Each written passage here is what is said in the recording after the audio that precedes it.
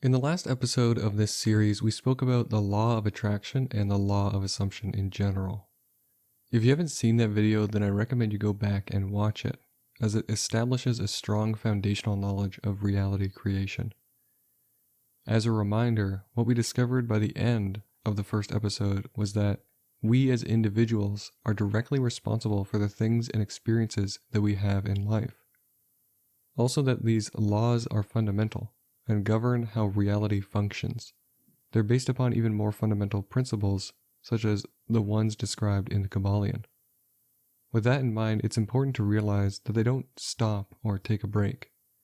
Reality creation or manifestation, regardless of the framework we use to describe it, is always happening. It's happening right now at this very moment. So again, everything that you have and experience is due to your own conscious and subconscious beliefs and expectations. In terms of the law of attraction, you've attracted this moment to you through your vibratory level, which is a byproduct of your self-image and personal beliefs. In terms of law of assumption, you've manifested this moment due to your past and present assumptions, which of course is a form of belief. So that being said, the very first step to manifesting effectively is to take full responsibility for your present life circumstances. Because we've established that the principles that govern reality are constant, there is no hiding from the truth that we are to blame for what we have or don't have in our lives. Now that we've decided to take responsibility, we can take deliberate action to change our lives to conform to our ideals. To do that, there are several basic steps to manifest effectively. The first is to decide what you want and to be specific about it. You can't manifest anything consciously without first getting clear about what it is you want to manifest. Where attention goes, manifestation grows. If we don't establish a clear vision of what it is we want, then our minds will only default to the same old patterns, and our attention will not be focused on what it is we want. Rather, it will be focused on what we don't want, giving us more of what we don't want. The second step is to establish a positive or at least a neutral state of mind. In other words, to be present in this moment. To attempt to go from something we wish weren't the case, right to something we desire, can be difficult, and will be nearly impossible for most beginners. To prevent this difficulty, it's helpful to first take our attention off of what we don't want and place it on something neutral, or something positive that is unrelated to the desired manifestation. This way we aren't fighting against ourselves, attempting to devalue something we clearly care about. Step number 3 is to engage in some form of directed action through the use of a manifestation technique. This can be any technique that you resonate with and find useful, but there is the state akin to sleep method, otherwise known as SATS. This is the state of consciousness just before sleep, and it's called the hypnagogic state. It gives us much better access to the subconscious mind, making it a lot easier to influence our beliefs that are outside of our conscious awareness. This is why Neville Goddard suggested to visualize your desired outcome as you drift off to sleep, utilizing this place in between wakefulness and sleeping. Another method is visualization, which is incorporated within SATS, but it doesn't necessarily have to be used before sleeping. It can be used at any point during the day. There's also affirmations where you affirm a statement that is an implication that your desired reality is fulfilled.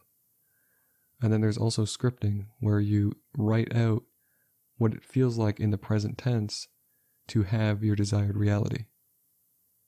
The fourth step is consistency and persistence. You have to have unwavering belief or faith and conviction in what it is you're attempting to manifest. You have to stay consistent with creating this new habit of thought and impressing upon your subconscious this new belief.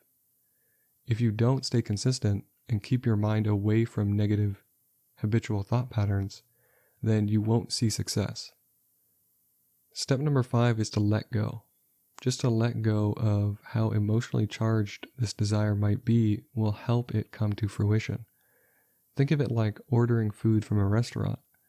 You think about what you want and decide, and then once you tell the waitress or waiter what it is you want, you're not rushing the cook. You're not impatient for that food to come. You know that you've made your order and you know that it will be made and it will come. Think of manifesting in the same manner. When you make your order, when you assume the state as if it's already come to pass, then just reside in a calm, collected knowing. You've let go of the strong, intense desire. You just expect that it will arrive, similar to ordering food. The sixth step is to engage in a form of gratitude, because if you're grateful, it implies that what you're manifesting is already true for you. So just be grateful that what you are manifesting is already there for you. It's already being manifested, so just be grateful for it. And a part of this step is to guard your mind against negative thoughts related to this. You don't want to fall back into the old habits of emotions and thoughts regarding whatever it is you're trying to manifest. Don't fall back into a state of lack.